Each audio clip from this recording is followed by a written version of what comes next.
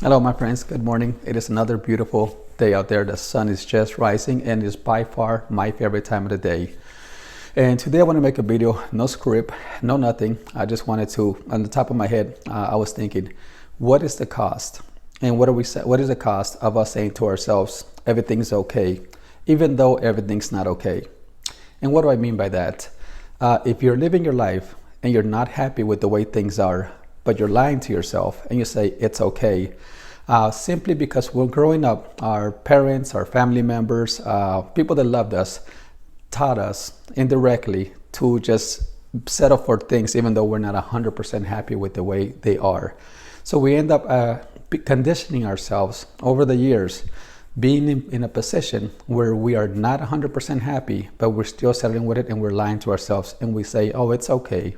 Oh, it's okay. Things are not perfect, but it's okay. So what is the cost to you of saying it's okay and not taking action? Whether it be your relationship, whether it be on your ideal body, or whether it be on anything that you want. What is that costing you? Well, if you're in a career that you hate and you keep going each and every day, and it's taking a toll on you, which means every time you leave there, you're not happy, you're not energized, you're drained, you're bored, and you're not really feel like you're being challenged or fulfilled. That it's okay price, that it's okay is going to keep you there longer than needed to make a change. And you're sacrificing your future, you're sacrificing your happiness, you're sacrificing your income. If you're not getting paid what you want to get paid, it's pretty simple. It's just because you haven't raised your standards to the point that you're actually pushing yourself to get out of that comfort zone so that you can grow and achieve more out of life. And that's pretty much what life is about, is pushing ourselves to grow and achieve more. If you're not happy in your relationship and you say it's okay, but the guy or the girl is still treating you like shit or undervaluing you or not really appreciating your full potential or what you have to bring to the relationship, if you're feeling like they're unappreciated and you say it's okay, you might be in a wrong relationship longer than needed. I'm not one to ruin relationships. I know they do take a little bit of work. Communication is key to every relationship. I've been happily married, and I mean it. I love my wife. I've been happily married for a while, and I can honestly say that it's communication that keeps us and keeps everything going. Is our relationship perfect? Far from it. Like every single other human being out there, we have our problems. We go through our struggles. COVID definitely put a dent on both of our businesses, and our careers and everything got affected, which is normal. It's a part of life. But having someone that you love and having someone that's there next to you to go through the struggles is what makes things okay. But if you're not getting that support and you're saying to yourself, it's okay, in hopes that things will change next year, 5 years, in 10 years, but it hasn't changed in the last year, the last 5 years, the last 10 years, chances are some things might not change unless you create the change. We have to raise our standards to the point where we're happy with what we're doing with life. We have to be really happy with our relationship. We have to be happy with the money that we're making. We have to be happy with the career where we spend our time. Your time is your most valuable asset. You cannot get it back. You cannot return it.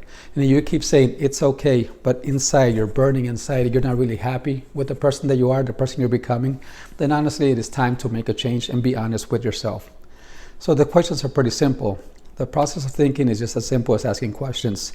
If I ask you what color is your shirt, that question alone will spark up a thought.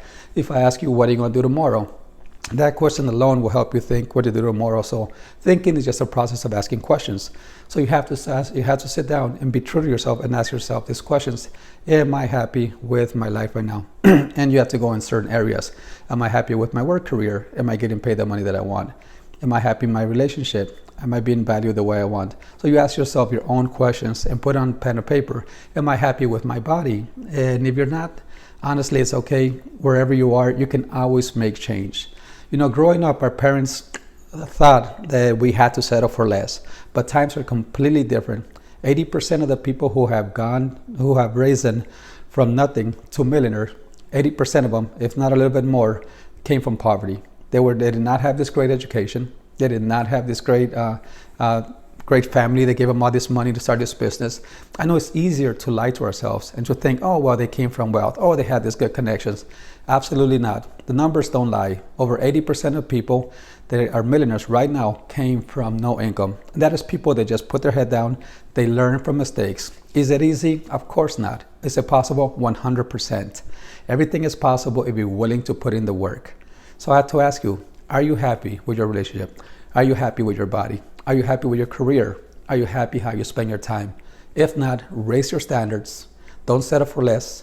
Keep moving forward, keep growing, and keep watching inspirational videos. Reach out to people, join masterminds. Joining a mastermind is really, really powerful. Really, really powerful. Most people don't even know the impact that it has on your subconscious mind.